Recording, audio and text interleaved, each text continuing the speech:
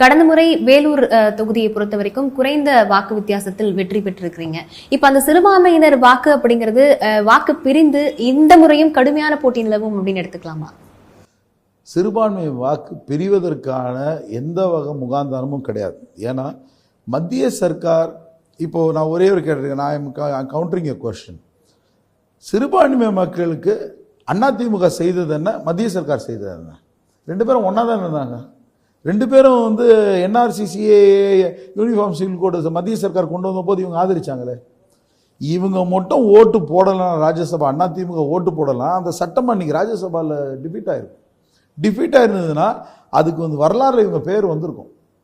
ஆனால் என்ன பண்ணாங்க, வரலாற்று பிழை, காலத்தால் மன்னிக்க முடியாத பிழை.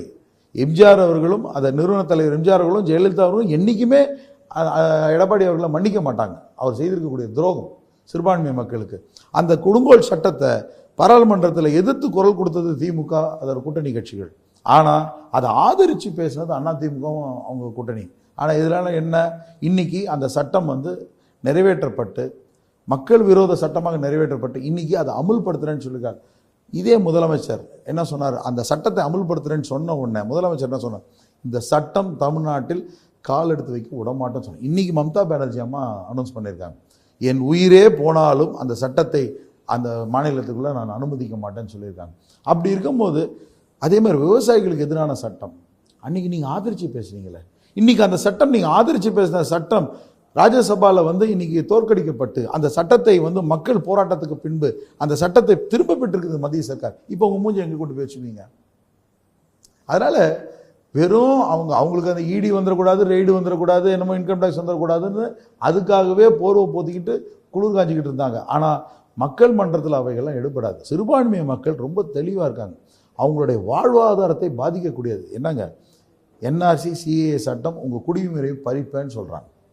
வெளியூர்லேருந்து உள்ளே வரக்கூடியவனுக்கு ஒரு அதுதான் அந்த சிஏஏ சட்டம்.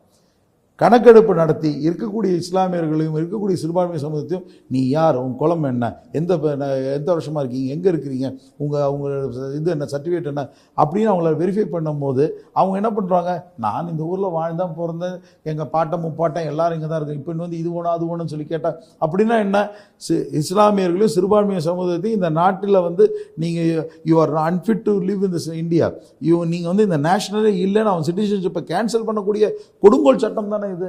அப்படி இருக்கும்போது அவங்க எப்படி அவங்க வாக்களிப்பாங்க?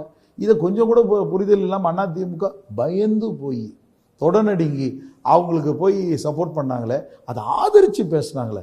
You should have refrained, you should have refrained from voting, you should have voted against that draconian loss.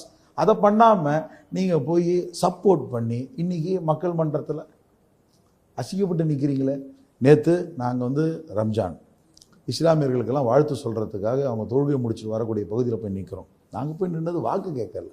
அவங்க வந்து புனிதமான ரமணால் ஒரு மாதம் ஃபாஸ்டிங்கை முடிச்சுட்டு அவங்க வந்து தொழுகை முடிச்சுட்டு சந்தோஷமாக அவங்க வெளியே வராங்க.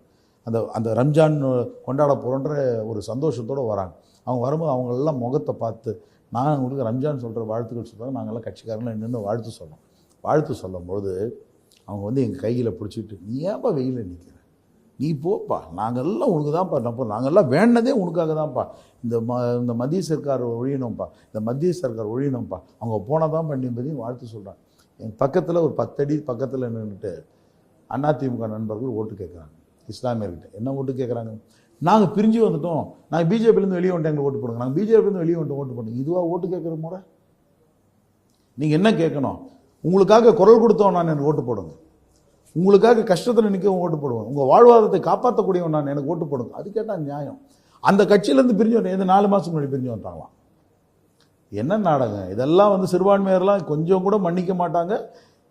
அந்த சிறுபான்மையை நான் ஜென்ஸும் சரி, அதே மாதிரி இருக்கக்கூடிய இஸ்லாமிய பெண்களும் சரி ரொம்ப தெளிவாக புரிதலாக இருக்காங்க.